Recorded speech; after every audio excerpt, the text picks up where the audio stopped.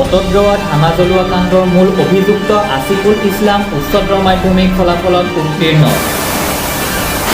বটদ্ৰৱাত হানা জ্বলোৱা কাণ্ডৰ মূল অভিযুক্ত হিচাপে আৰক্ষীয়ে চিহ্নিত কৰা আছিকুল ইছলামৰ উচ্চতৰ মাধ্যমিক চূড়ান্ত পৰীক্ষাৰ ফলাফলত উত্তীৰ্ণ হোৱা খবৰে আছিকুলৰ গৃহত আজি পুনৰ কান্দোনৰ ৰোল।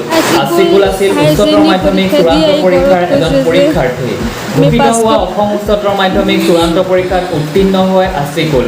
পৰিয়ালৰ লোকে এতিয়া ফলাফল লাভ কৰি পুনৰ সুখত ভাগি পৰাৰ লগতে ন্যায়পালিকাৰ ওপৰত ন্যায় পাব বুলি পৰিয়ালটোৱে আশা ব্যক্ত কৰিছে।